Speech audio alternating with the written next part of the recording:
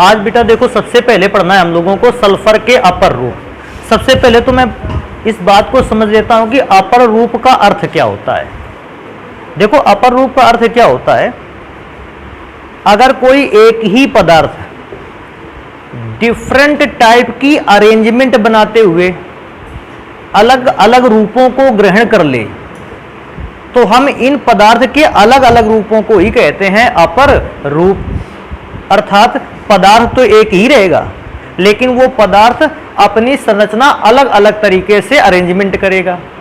जब उसने पहली प्रकार से अपनी संरचना को अरेंजमेंट किया, फिर उसी पदार्थ ने अपनी संरचना को दूसरे प्रकार से अरेंजमेंट किया। तो जब पहले प्रकार से अरेंजमेंट कर रहा होगा, हमें पहला पदार्थ मिला। दूसरी प्रकार से जब अपने आप को अरेंजमेंट कर रहा होगा, दूसरा पदार्थ मिला। और हमने इन दोनों पदार्थों के रूपों को कहा ये पदार्थ के कौन से रूप हैं, अपर रूप। जैसे अगर आपने इसके पहले क्लास पे अगर पढ़ा होगा तो आपने इस बात को पढ़ा होगा कि कार्बन एक ऐसा पदार्थ है जिसके सबसे अधिक अपर रूप पाए जाते हैं, जिसमें से दो अपर रूप तो बहुत ही अधिक फेमस थे, एक ग्रेफाइट और दूसरा हीरा। हीरा में क्या होता था कि प्रत्येक कार्बन परमाणु जो होता था वो अपने चारों ओर 4 कार्बन परमाणुओं से जुड़ता था, अर्थात 4 बॉन्ड बनाता था। और ग्रेफाइट क्या होता था, वो अपने चारों ओर केवल 3 परमाणुओं से जुड़ता था। देखो, हीरे में कार्बन ने 4 बॉन्ड के थ्रू अपने परमाणुओं को अरेंजमेंट दिया, और ग्रेफाइट ने वही अरेंजमेंट दिया लेकिन 3 परमाणुओं के साथ बॉन्ड बनाते हुए। तो उसने अलग अलग प्रकार की अरेंजमेंट दी और तब जाके 2 कार्बन के रूप प्राप्त हुए, पहला हीरा और दूसरा ग्रेफाइट। लेकिन दोनों बने केवल किससे थे, कार्बन से, क्योंकि कार्बन की डिफरेंट टाइप के स्ट्रक्चर से ये बने थे रूप। हमने बताया था ये कार्बन के क्या हैं, अपर रूप। ऐसे सल्फर के भी ऐसे ही कुछ फॉर्मूला है। सल्फर भी अपनी अरेंजमेंट को क्या करता है, बदलता है, और सल्फर का भी परमाणु अपनी अरेंजमेंट को बदलते हुए 2 प्रकार की संरचनाओं को बनाकर तैयार करता है। जब सल्फर अपने पहले प्रकार की संरचना को बनाकर तैयार करता है, हम उसे कहते हैं अल्फा सल्फर। और जब सल्फर ने अपनी अरेंजमेंट दूसरे प्रकार की बनाई होती है, हम उसे बोलते हैं बीटा सल्फर।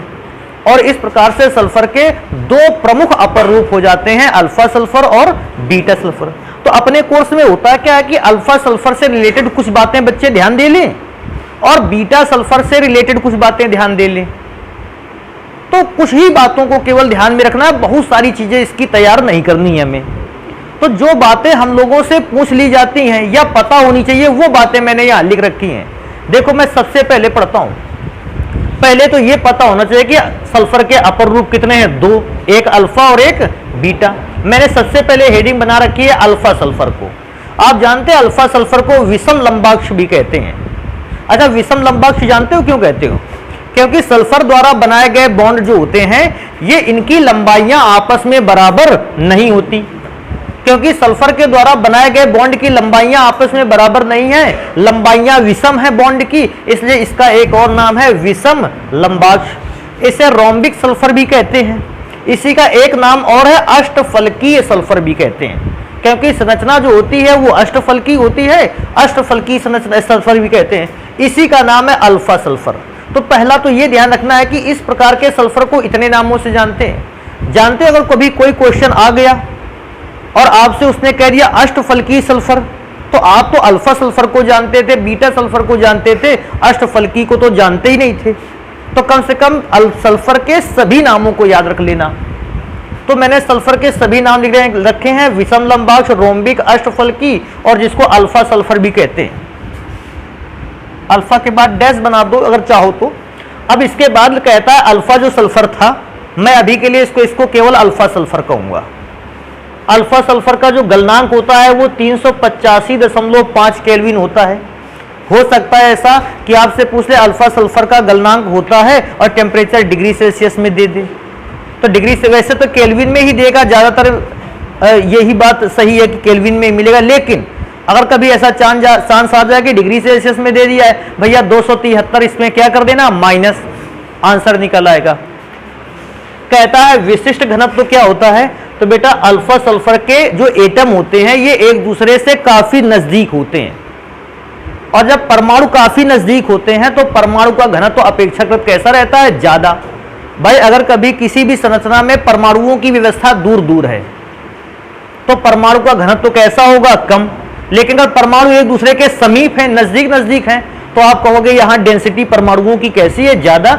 अल्फा सल्फर में सल्फर के अपर रूपों की डेंसिटी सबसे ज्यादा अल्फा सल्फर में होती है और इसकी वैल्यू होती है 2.06 के आसपास। अच्छा, अपेक्षित घनत्व का कोई मात्रक होता नहीं, मैंने लिखा भी नहीं। कहता है इसे CH2 कार्बन डाइसल्फाइड, कोई सोचेगा तो कार्बन डाइसल्फाइड बेटा एक प्रकार का कार्बनिक विलायक है। विलायक का मतलब जानते हो, एक ऐसा पदार्थ जिसमें बहुत सारे पदार्थ क्या किए जाते हैं, घोले जाते हैं। ये तेल जैसा चिकना द्रव होता है, इसको याद रखना, जिसे बाई चांस कभी दिमाग में ना आए तो कार्बन डाइसल्फाइड तेल जैसा चिकना द्रव है जो एक अच्छा कार्बनिक विलायक है। जैसे अकार्बनिक विलायकों में अच्छा विलायक है जल। आप कहते हो अगर कोई अकार्बनिक पदार्थ है तो सर जी वो अकार्बनिक पदार्थ की ज्यादा से ज्यादा चांसेस है कि वो पानी पर घुल जाएगा, जल पर घुल जाएगा, क्योंकि ज्यादा से ज्यादा पदार्थों को जल पर घुला जा सकता है। आपने कहा जल अच्छा विलायक है, तो जिस प्रकार से अकार्बनिक पदार्थों के लिए जल अच्छा विलायक है, कार्बनिक पदार्थों के लिए अच्छा विलायक क्या है, कार्बन डाइसल्फाइड। लेकिन अगर आप इस बात को देखोगे तो जो अल्फा सल्फर है वो कार्बन डाइसल्फाइड के तेल में घुल जाता है। तो मैंने लिखा है घुलनशीलता तो बाद में आएगी। कहता है अल्फा सल्फर बनाओगे कैसे। देखो अल्फा सल्फर अगर बनाने की भी बात है तो बड़ी आसान सी बात है। खान या खादान से निकाला गया सल्फर, खान या खदान का मतलब जानते हो ना, निकाला गया सल्फर आप ले आए और उस सल्फर को घोल लें काहे में, कार्बन डाइसल्फाइड में, और फिर उससे गर्म करें। तो गर्म करने से होगा क्या, सल्फर वाष्प के रूप में क्या करने लगेगा, बदलने लगेगा। और जब सल्फर वाष्प के रूप में बदल जाएगा तो कुछ देर बाद ठंडा करने पर सल्फर की वाष्प ठंडी भी होगी, और सल्फर की वाष्प को जब ठंडा किया गया होगा तो जो सल्फर प्राप्त हुआ है उसे हम कहते हैं अल्फा सल्फर। अगर कोई पूछे ऐसा, वैसे खास बात यह नहीं कि अल्फा सल्फर को बनाया कैसे जाए, बहुत कम पूछा जाने वाला नंबर है। लेकिन आप याद रखोगे कि अगर आप सल्फर को लाएं, कौन से सल्फर को लाएं, खदान या खान से प्राप्त, उसे कार्बन डाइसल्फाइड के तेल में घोल दें और फिर उसे गर्म करें तो सल्फर बनेगा भाप के रूप में, और उस भाप को जल्दी ही क्या करेंगे, ठंडा। ठंडा करने से जो सल्फर प्राप्त होगा वो अल्फा सल्फर ही होगा, और जो अल्फा सल्फर प्राप्त होगा वो कार्बन डाइसल्फाइड के तेल में कैसा होगा, घुलनशील। तो भैया इतनी बात हम लोगों को अल्फा सल्फर के विषय में पता होनी चाहिए। नेक्स्ट पे आ जाते हैं, एक तनाक्ष या मोनोक्लिनिक भी इसको कहते हैं, बीटा सल्फर भी इसी को कहते हैं, और इसी का नाम है प्रिज्मेटिक सल्फर। तो ये सारे के सारे नाम जो हैं वो इसी सल्फर के हैं, बीटा सल्फर के। लेकिन अभी क्या है, पढ़ने के लिए मैं इन सारे नामों को छोड़कर केवल एक नाम पढ़ूंगा, बीटा सल्फर। और बेटा बीटा सल्फर को सबसे पहली बात है बनाया कैसे जाए, तो अल्फा सल्फर को 369 केल्विन के टेम्परेचर पर जैसे ही गर्म किया जाता है, 369 टेम्परेचर पर गर्म करने पर बीटा सल्फर का निर्माण होता है। निर्माण क्या होता है, जो अल्फा सल्फर है 369 केल्विन टेम्परेचर पर अल्फा सल्फर के बॉन्ड ब्रेक होते हैं और सल्फर फिर से अपने बॉन्ड को नई तरह से अरेंज करता है, और जब बॉन्ड नए तरह से अरेंज करता है तो उस नए तरीके से बॉन्ड के अरेंजमेंट के कारण ही बना सल्फर कहलाता है बीटा सल्फर। है तो सल्फर ही, लेकिन उसने अपने अरेंजमेंट को केवल क्या कर लिया है, बदल लिया है, और अरेंजमेंट के बदलने के कारण प्राप्त जो नया सल्फर मिला हम लोगों को, हमने उसका नाम रखा बीटा सल्फर। कहता है इसका गलनांक कितना होता है, 393 केल्विन। एक तो गलनांक होता है 393 केल्विन। आगे चलेंगे, कहता है विशिष्ट घनत्व 1.98। अच्छा 1.98 देखो घनत्व थोड़ा सा क्या हो गया, घट गया। अच्छा घनत्व घट जाने का रीजन क्या है, क्योंकि परमाणुओं की व्यवस्था जो है, गर्म करने पर परमाणु एक दूसरे से दूरी इनकी क्या हो जाती है, बढ़ जाती है। जैसे ही मैंने अल्फा सल्फर को गर्म किया, गर्म करने से परमाणुओं के बीच की दूरी क्या हो गई, बढ़ गई, और परमाणुओं के बीच की दूरी के बढ़ने पर घनत्व क्या हो जाता है, घट जाता है। तो घनत्व में थोड़ा सा चेंज आ गया, घनत्व 2.06 से घटकर 1.98 हो गया। आगे भी कहता है कार्बन डाइसल्फाइड के तेल में जो बीटा सल्फर है ये भी घुल जाएगा। दोनों प्रकार के सल्फर कार्बन डाइसल्फाइड के ऑयल में क्या है, घुलनशील है। अभी इतनी बात बीटा सल्फर में पढ़नी है। अल्फा सल्फर से बीटा सल्फर को प्राप्त किया गया। आपने एक झटके में बस एक रिएक्शन को देखकर पहचान लिया कि अल्फा सल्फर को गर्म किया जाए 369 केल्विन पर तो भैया बीटा सल्फर बनता है। लेकिन वास्तविक स्थिति क्या है उसको पढ़ते हैं। देखो यहां लिखी है वास्तविक स्थिति, लिखा है विषम लंबाक्ष सल्फर। अरे यार ये कौन सा सल्फर आ गया, जरा ध्यान दो। विषम लंबाक्ष सल्फर तो ये अल्फा सल्फर है, तो अल्फा सल्फर को ले लेना है, फिर उसे एक प्लेट या तस्तरी में रखकर क्या करना है, तुमको पिघलाना है। तो मतलब हीट करोगे, गर्म करोगे, पिघल जाएगा। और जब बेटा पिघल जाएगा तो फिर हमें इसे क्या करना है, पपड़ी बनने तक ठंडा करना है। फिर जो पिघला हुआ सल्फर होगा इसको रख के ठंडा करोगे। अच्छा ठंडा करोगे तो देखोगे क्या, ठंडा करते ही सल्फर की बाहरी सतह पर पपड़ी जमने लगेगी। और जब बाहरी सतह पर पपड़ी जम जाए इसका मतलब अपना काम हो गया है। फिर क्या करना है, पपड़ी में 2 छिद्र करने हैं। भैया 2 से ज्यादा भी छिद्र किए जा सकते हैं। जो तुम कह दो कि सर जी ने तो 2 छिद्र करने के लिए कहा था, तीसरा हो गया तो एक्सपेरिमेंट बेकार हो गया। तो भैया ऐसा नहीं, पपड़ी में 2-4 छिद्र क्या कर देने, मैंने 2 लिख दिए हैं। ऐसा आप 2 से ज्यादा भी कर सकते हैं। ऐसा जबरदस्ती नहीं कि सर जी ने 2 कह दिया तो तीसरा हो गया तो पूरा भैया बिगाड़ गया, दोबारा से काम इसको स्टार्ट करो, नहीं। कुछ छिद्र कर देने हैं और छिद्र के जैसे ही आप छिद्र करोगे अंदर आपको कुछ द्रव जैसा भरा दिखाई देगा। उस द्रव को हमें क्या कर लेना है, बाहर निकाल लेना है।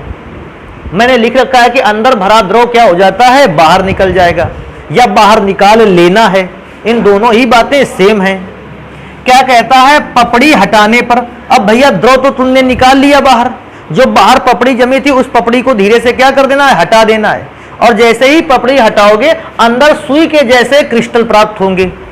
और जब अंदर सुई के जैसे क्रिस्टल प्राप्त होंगे, जैसे झरनों पर पानी जम जाता है, कुछ इस प्रकार के क्रिस्टल प्राप्त होते हैं। और जब क्रिस्टल प्राप्त होंगे तो वो क्रिस्टल होंगे बीटा सल्फर के। और जब बीटा सल्फर को ही कहते हैं एक तनाक्ष सल्फर, या उसी को कहते हैं मोनोक्लिनिक, या उसी को कहते हैं प्रिज्मेटिक सल्फर।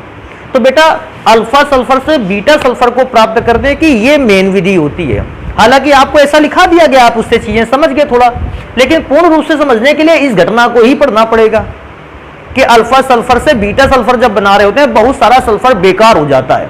एक तो पपड़ी के रूप में बना हुआ सल्फर वो बेकार हो गया, दूसरा जो पपड़ी के अंदर भरा हुआ था वो बेकार, लिक्विड था वो बेकार हो गया, जो सुई के आकार का क्रिस्टल केवल बचा था वो काम में आया बीटा सल्फर में। लास्ट में क्या बोलता है, कहता है सल्फर चाहे अल्फा हो और चाहे सल्फर बीटा वाला हो, इन दोनों अपर रूपों को जो आणविक सूत्र होता है वो होता है S8। इस जगह थोड़े से बच्चे कंफ्यूज हो सकते हैं। देखो सुनो, इस बात को कभी कभी सुन भी लिया करो। हमें एक पदार्थ प्राप्त हुआ ऑक्सीजन। अब कुछ बच्चे कहेंगे सर जी आर्टिकल सल्फर चल रहा है, बता ऑक्सीजन रहे हैं। अरे सुन लो थोड़ी देर के लिए, ऑक्सीजन एक परमाणुविक रूप में स्थायी नहीं है। अर्थात अगर ऑक्सीजन का एक परमाणु रहेगा तो वो स्टेबल नहीं होगा। क्यों नहीं स्टेबल होगा, क्योंकि मैंने देखा ऑक्सीजन की बाहरी कक्षा में इलेक्ट्रॉनों की संख्या कितनी है, 6। और स्थायी तो तब होगा जब इसकी बाहरी कक्षा में इलेक्ट्रॉन क्या होंगे, 8। इसलिए ऑक्सीजन करता क्या है कि अपने साथ में उपस्थित दूसरे ऑक्सीजन के साथ डबल बॉन्ड बनाता है कि 6 तो इलेक्ट्रॉन हैं, 2 बॉन्ड से मिल गए साझे में, हो गए 8 इलेक्ट्रॉन। इसलिए ऑक्सीजन का आणविक रूप होता है O2। सेम कैटेगरी नाइट्रोजन के लिए है, उसमें 3 इलेक्ट्रॉन चाहिए होता है, ट्रिपल बॉन्ड बनाता है। और क्योंकि 2 परमाणु मिलकर अपने अष्टक को कंप्लीट कर लेते हैं, N2 का नाइट्रोजन का सूत्र N2, ऑक्सीजन का सूत्र O2, नाइट्रोजन का सूत्र N2, और अगर देखा जाए क्लोरीन गैस का सूत्र Cl2 और हाइड्रोजन का सूत्र H2। लेकिन क्या बेटा बात आती है, क्या सारे के सारे परमाणु केवल 2 ही परमाणु के रूप में ही क्या स्थायी होते हैं? नहीं। फास्फोरस के जब 4 परमाणु एक दूसरे के साथ बॉन्ड बनाते हैं, फास्फोरस तब स्थायी होता है। वैसे ही सल्फर तब स्थायी होता है जब सल्फर के 8 परमाणु एक दूसरे के साथ बॉन्ड बनाते हैं। इसको ध्यान रखना है कि सल्फर का जो आणविक फॉर्म है वो है S8, अर्थात सल्फर के 8 परमाणु जब एक दूसरे के साथ सिंगल बॉन्ड के थ्रू जुड़ेंगे, सल्फर का अणु जो है तब वो स्थायित्व महसूस करेगा। अब क्योंकि सल्फर के 8 परमाणु है, इसका स्ट्रक्चर फॉर्मूला बहुत अधिक पूछा जाता है, तो स्ट्रक्चर फॉर्मूला याद करने का तरीका क्या है, इसको ध्यान दो। W बना सकते हो तुम लोग, अगर तुम लोग W बना सकते हो तो स्ट्रक्चर फॉर्मूले को आसानी से पा सकते हो। अब देखो यहीं से गड़बड़ मत करके आ जाना।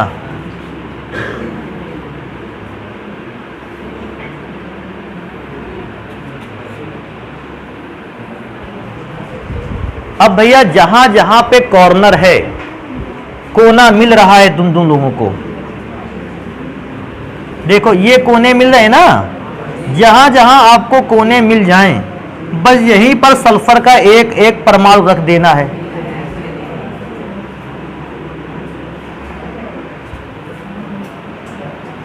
अब आप जरा ध्यान से देखोगे तो सल्फर के 8 परमाणु रख दिए गए हैं, और ये है सल्फर का आणविक सूत्र या संरचना सूत्र, इसको बोल सकते हो। बहुत ज्यादा अगर खुश हो जाए, इसे तुमको बताना है कि सर जी सल्फर की बाहरी कक्षा में तो 6 इलेक्ट्रॉन होते हैं, बॉन्ड तो केवल 2 बने हुए हैं प्रत्येक सल्फर में, तो कितने इलेक्ट्रॉन अभी रह गए? 4। अगर आप इच्छुक हैं तो वो 4 इलेक्ट्रॉन यहां बना सकते हो।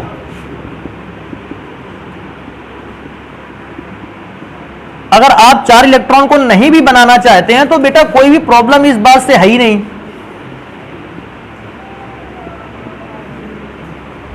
हर परमाणु पर 4 इलेक्ट्रॉनों को बनाया जा सकता है। तो सल्फर का अगर कभी संरचना सूत्र पूछ ले, स्ट्रक्चर फॉर्मूला, तो भैया ये स्ट्रक्चर फॉर्मूला तैयार करके आ जाना। बनाना कठिन इसलिए नहीं था कि मैंने W बना दिया, उसे से जुड़ा हुआ नीचे एक W बना दिया, जितने भी कोने थे उन सभी कोनों पर एक एक सल्फर का एटम रख दिया और 4 रख दिए इलेक्ट्रॉन या 2 लोन पेयर रख दिए, जिनसे ये पता हो गया कि 6 में से तो 4 इलेक्ट्रॉन रखे हुए हैं, 2 ने बॉन्ड बना रखा है।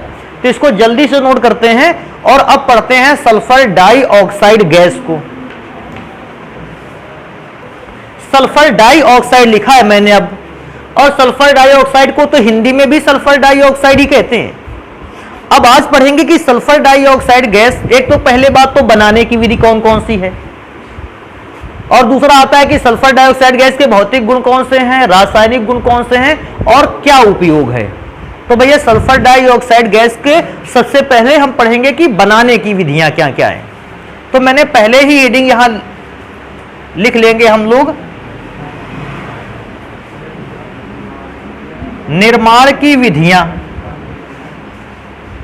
अच्छा, निर्माण की विधियां देखकर समझ गए हम कि इसको निर्माण करने की कई विधियां हैं, और उनमें से देखो निर्माण की विधियों में से सबसे पहली विधि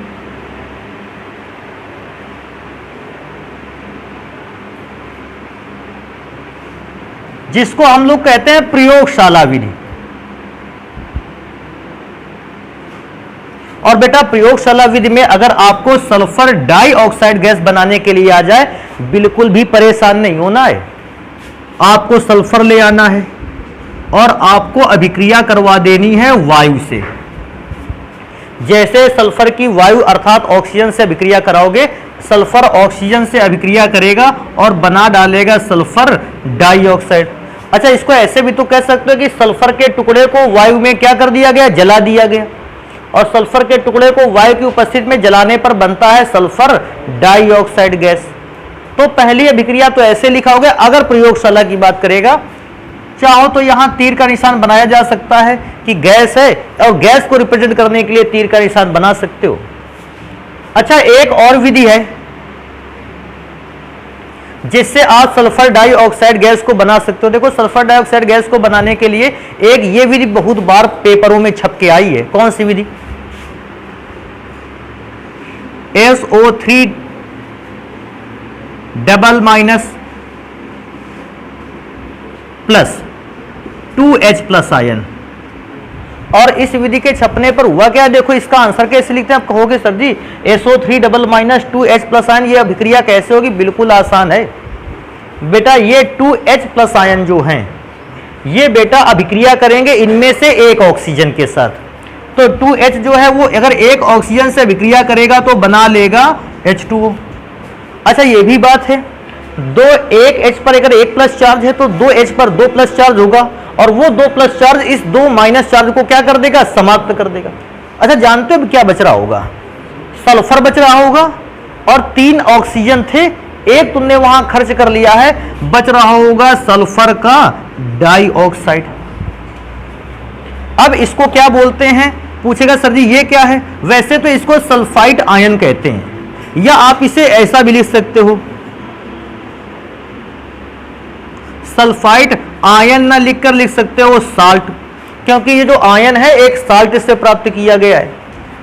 और आप इसको लिख सकते हो एसिड, या पूरा नाम अगर लिखना चाहो तो इसको लिख सकते हो सल्फ्यूरिक एसिड।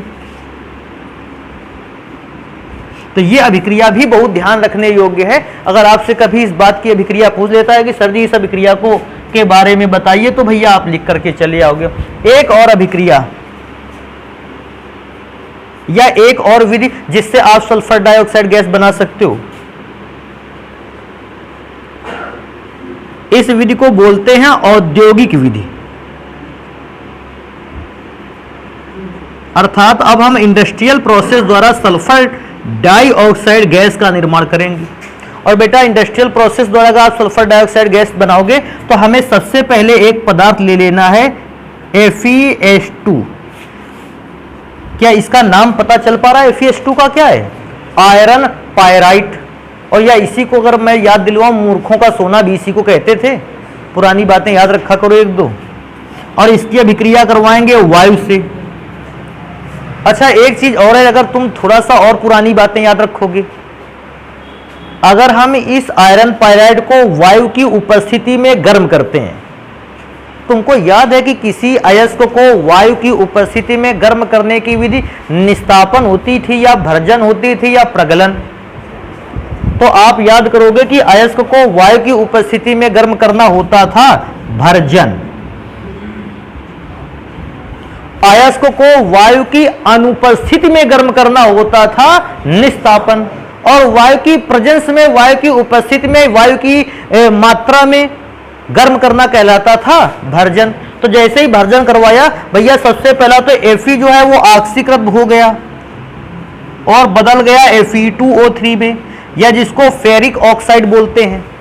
और बेटा ऑक्सीजन ने सल्फर से जब अभिक्रिया की तो सल्फर बदल गया सल्फर डाइऑक्साइड में। हाँ, अभिक्रिया को बैलेंस इसलिए कर लिया जाए, देखो 2Fe हो गया तो वहां 2Fe है, सल्फर 4 हो गए तो भैया यहां पर एक काम कर लो, 4SO2 कर लो। देखते हैं एक बार, 2 दूना 4, ठीक है साल।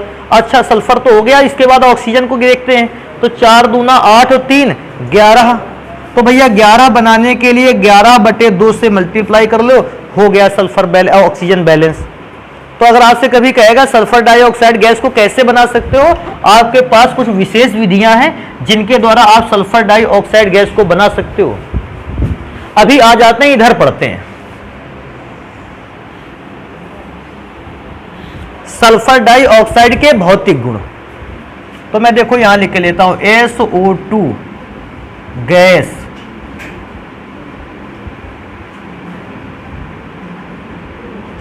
के भौतिक गुण।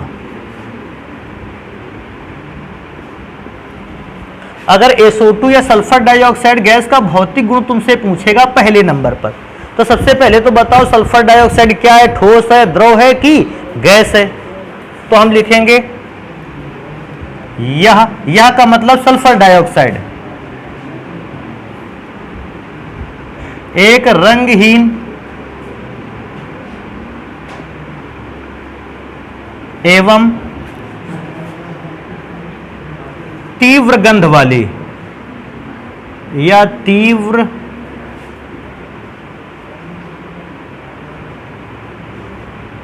गंध युक्त गैस है।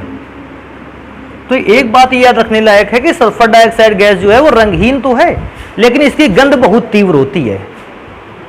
और सेकंड नंबर पर सल्फर डाइऑक्साइड गैस में एक और बात बता दी जाए कि सल्फर डाइऑक्साइड जो है वो गैस में बहुत अधिक घुलनशील है।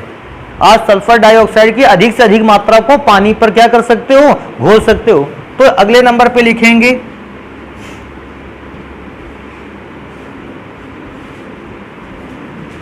जल में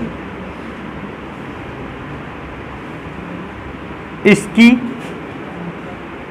चाहे बेटा आप घुलनशीलता लिख लो और चाहे आप लिख दो विलेयता, दोनों ही बातें सही है। जल में इसकी विलेयता अधिक होती है, अर्थात अगर आप इसको पानी पर घोलोगे तो ये बहुत अच्छे ढंग से सामान्य ताप पर ही पानी पर क्या हो जाएगी, घुल जाएगी। एक तीसरा नंबर और याद रखना,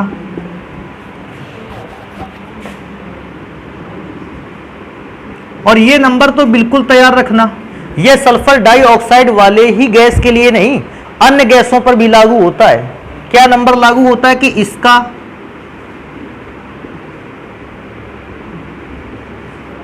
क्रांतिक ताप अधिक होने के कारण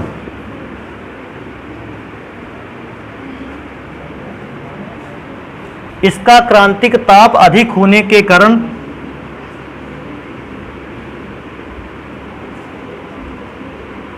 इसे शीघ्रता से द्रवित किया जा सकता है।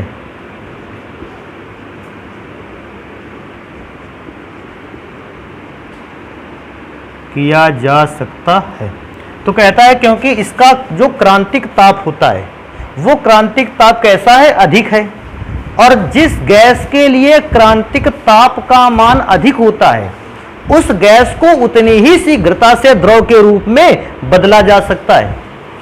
अच्छा, ये बात मैंने इस गैस के लिए तो लिख दी, लेकिन हम कैसे इस बात को पहचाने कि सर जी क्रांतिक ताप के बढ़ने पर गैस के जो द्रवित करने का जो नेचर है या जो गैस को द्रवित करने का प्रोसेस है ये सरल हो जाता है। देखो मैं दो गैसों की कंपेयर करके बता देता हूं। जैसे हालांकि ऐसे नॉर्मली कोई दो गैसें मान लेते हैं, पहली गैस है ए और दूसरी गैस है। गैस ए के लिए जो क्रांतिक ताप है वो है 10 डिग्री सेल्सियस और गैस बी के लिए जो क्रांतिक ताप है वो है 20 डिग्री सेल्सियस। तो 10 डिग्री सी है ए का क्रांतिक ताप और बी का क्रांतिक ताप है 20 डिग्री सी। क्रांतिक ताप को टीसी से लिखते हैं। अब कहता है कौन सी गैस को जल्दी से द्रवित कर सकते हैं, शीघ्रता से, आसानी से द्रवित कर सकते हैं। भैया गैस बी को शीघ्रता से द्रवित कर सकते हैं और गैस ए को शीघ्रता से द्रवित नहीं कर सकते। अब देखो क्यों, क्रांतिक ताप होता क्या, पहले तो मैं बताता हूं गैस को द्रव के रूप में बदलते कैसे हैं या क्रांतिक ताप होता क्या है। आपके पास इन दोनों गैसों का टेम्परेचर था 50 डिग्री सेल्सियस। आपने क्या किया, आपने टेम्परेचर 50 डिग्री सेल्सियस से कम किया, 50 से कम किया, मैंने माना 40 किया, 40 कम 40 टेम्परेचर करते ही आपने दोनों गैसों पर दाब लगाया और गैस पर दाब लगाकर इस बात को चेक किया क्या इनमें से कोई गैस द्रव के रूप में बदल रही है। कोई भी गैस द्रव के रूप में नहीं बदल रही थी। फिर हमने टेम्परेचर को और कम किया, 30 किया, फिर हमने गैसों पर दाब लगाया और इस बात को चेक किया क्या गैसों पर दाब लगाने पर गैस द्रव के रूप में बदल रही हैं, नहीं बदल रही हैं। ऐसे ही हम टेम्परेचर को लगातार कम करते चले गए, कम करते चले गए, कम करते चले गए। जब हमने टेम्परेचर 20 डिग्री सेल्सियस किया, केवल 20 गैस बी का नहीं, गैस ए का भी टेम्परेचर 20 डिग्री सेल्सियस किया और जब दोनों का टेम्परेचर घटाते घटाते 20 डिग्री सेल्सियस हो गया, हमने दोनों गैसों पर दाब आरोपित किया और हमने इस दौरान यह पाया कि गैस बी पर जब आरोपित किया तो गैस बी द्रव के रूप में बदल गई, लेकिन गैस ए द्रव के रूप में नहीं बदली। हम जान गए कि गैस बी के लिए क्रांतिक ताप कितना है, 20 डिग्री सेल्सियस है। अभी हमें गैसों को और ठंडा करना होगा।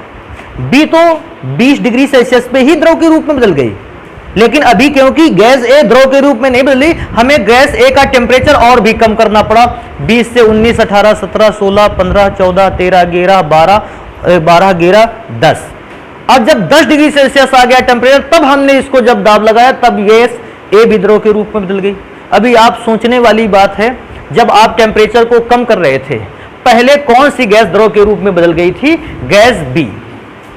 जानते हो, क्योंकि इतना टेम्परेचर हम पहले पा गए थे, तो जिस गैस का टेम्परेचर ज्यादा था उसको पहले द्रवित कर लिया और जिस गैस का टेम्परेचर जितना कम होगा क्रांतिक ताप, उसको द्रवित करने के लिए उतना ही समय ज्यादा लगेगा या वो गैस उतना शीघ्रता से द्रवित नहीं होगी। अच्छा सोचो, अगर कोई भी गैस द्रवित होती है -196 डिग्री सेल्सियस पर, ऐसा मान लेते हैं, तो फिर आपको टेम्परेचर वो तो 0 पर भी, 0 डिग्री सेल्सियस पे भी वो गैस द्रवित नहीं होगी, -1 पे भी नहीं होगी, -2 पर भी नहीं होती, और गैस का टेम्परेचर बहुत ही कैसा करना पड़ेगा, कम। और जब बहुत टेम्परेचर कम करना पड़ेगा तो बेटा ये काम भी तो उतना ही कठिन है। तो जिस गैस का क्रांतिक टेम्परेचर, क्रिटिकल टेम्परेचर हाई होगा, वो गैस शीघ्रता से द्रवित हो जाती है, परंतु जिस गैस का जो क्रांतिक ताप है वो कम होता है, उस गैस को द्रव के रूप में बदलने के लिए उतने ही ज्यादा आपको मेहनत करनी पड़ती है, उतने ज्यादा वर्क करने पड़ते हैं, या उसको गैस को द्रवित करने में उतनी ज्यादा कठिनाई आती है। तो ये क्रांतिक ताप वाला जो मटेरियल है, इसको बेटा समझने लायक था।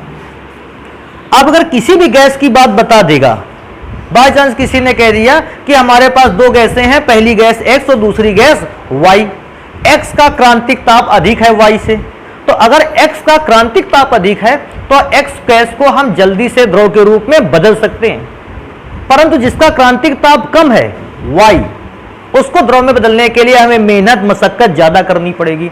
इनको जल्दी से नोट करते हैं और एक दो रासायनिक गुण पढ़ लेते हैं। चलो अच्छा, नोट नहीं करते हैं, यहीं पर पढ़ते हैं रासायनिक गुण। जगह बच गई है तो इसी पे एक दो रासायनिक गुण पढ़ लिए जाए सल्फर डाइऑक्साइड गैस के। तो मैं देखो यहां हेडिंग डाले देता हूं, रासायनिक गुण।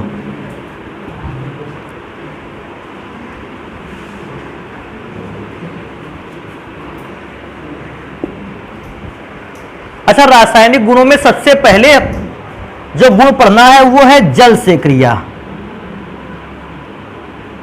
आप अगर कह रहे हो इस बात को कि सल्फर डाइऑक्साइड गैस तो जल में बहुत अधिक घुलनशील है, तो हम जल में घुलनशीलता को देख भी तो लें कि जल में, अच्छा चाहे इस अभिक्रिया को जल से क्रिया कह दो और चाहे ये कह दो अम्लीय प्रकृति का निर्धारण।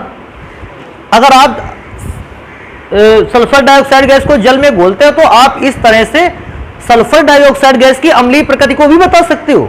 तो चाहे आप कह दें जल से अभिक्रिया और चाहे बेटा आप इसी बात को कह दें कि अम्लीय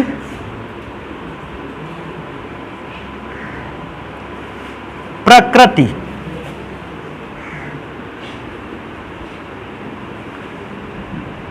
का निर्धारण, ये दोनों ही बेटा बातें जो हैं वो बिल्कुल ही एक ही हैं। अब देखो, जल का सूत्र होता है H2O और सल्फर डाइऑक्साइड गैस का सूत्र होता है SO2। अगर सल्फर डाइऑक्साइड जल में घुलती है तो जैसे ही हम दोनों मिलाएंगे SO2 जल से क्या करेगी, अभिक्रिया। और बेटा देखो बनेगा क्या, H2 मैंने लिख दिया, सल्फर लिख दिया, ऑक्सीजन 2 और 1 मिलकर कितना हो जाएगा, 3। बेटा जानते हो H2SO3 को क्या कहते हैं, इसको कहते हैं सल्फ्यूरस अम्ल। अम्ल को अंग्रेजी में लिख देते हैं एसिड। अच्छा एक चीज और है, यह सल्फ्यूरस अम्ल बनाना, तो क्या तुम सोचोगे अम्ल का जो नेचर आ रहा है वो क्या जल के कारण आ रहा है, नहीं, जल का तो अपना स्वयं में कोई नेचर नहीं है। तो ये अम्लीय प्रकृति किसके कारण आ रही है, सल्फर डाइऑक्साइड। तो अगर कोई तुमसे पूछेगा सल्फर डाइऑक्साइड कैसी प्रकृति का होती है गैस, अम्लीय। और वैसे भी बेटा इसके पहले भी हमने ऑक्साइड नेचर में इस बात को लिख रखा था कि अधातु का जो ऑक्साइड होता है, अधातु का ये ऑक्साइड तो है, प्रकृति में अधातु के जो ऑक्साइड होते हैं वो अम्लीय होते हैं। तो अगर जल से क्रिया या अम्लीय प्रकृति का निर्धारण कहेगा भैया ये अभिक्रिया, उसको तुरंत लिखाओगे और आपने इसको बता दिया है। एक और बात कहता है क्षार से क्रिया। अब सुन लो क्षार से अभिक्रिया का नियम, हाँ वहां बात करेंगे।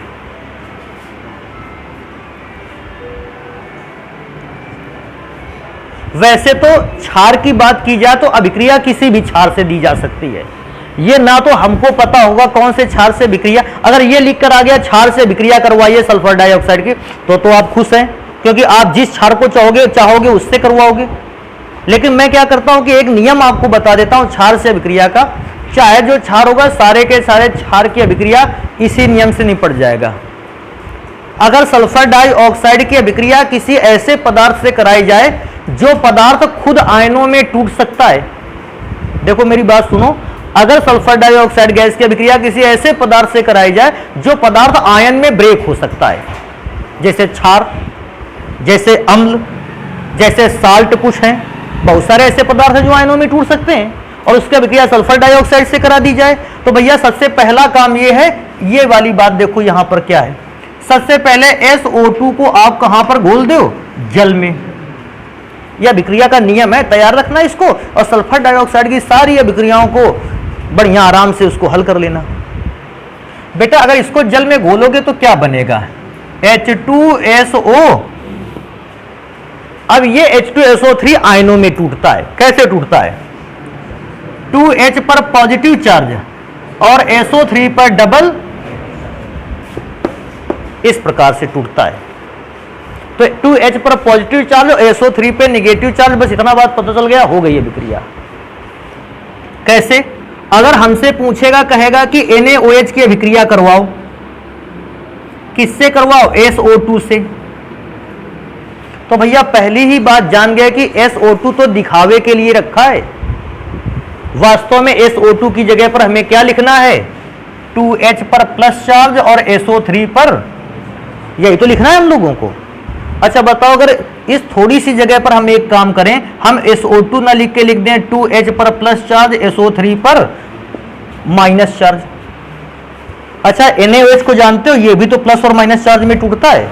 अब ध्यान देने वाली बात क्या है, Na पर क्योंकि प्लस चार्ज है, वो अभिक्रिया करेगा SO3 माइनस चार्ज से। सोचो Na पर एक प्लस चार्ज और SO3 पर माइनस चार्ज कितना है? डबल। तो भैया देखने वाली बात क्या है कि इसको भूख है 2 रोटियों की और आप इसको दे कितनी रहे हो? एक, तो प्रॉब्लम क्रिएट हो जाएगी ना। तो आप इसको SO3 को एक Na मत दो, बल्कि 2 Na भेजो, क्योंकि एक Na एक पॉजिटिव चार्ज क्रिएट करेगा तो 2 Na डबल पॉजिटिव चार्ज बना लेंगे।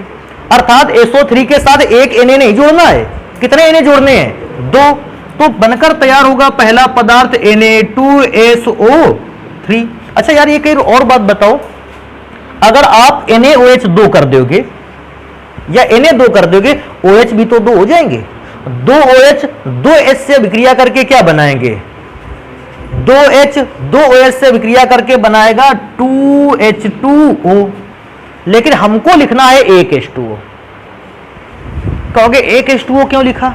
अरे बताओ यार, ये अभिक्रिया तुमको SO2 से करवानी थी कि नहीं करवानी थी?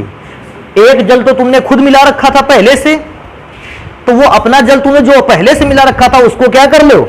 हटा लो। तो उस जल के सूत्र को हमने हटा लिया और ये अभिक्रिया बनकर तैयार हुई। तो अगर कभी भी आयनिक यौगिक की अभिक्रिया सल्फर के डाइऑक्साइड से करवाने के लिए कह दे, भैया ये बेटर मेथड है। जैसे इसी पर बेस्ड एक अभिक्रिया और देखते हैं नीचे यहीं पर।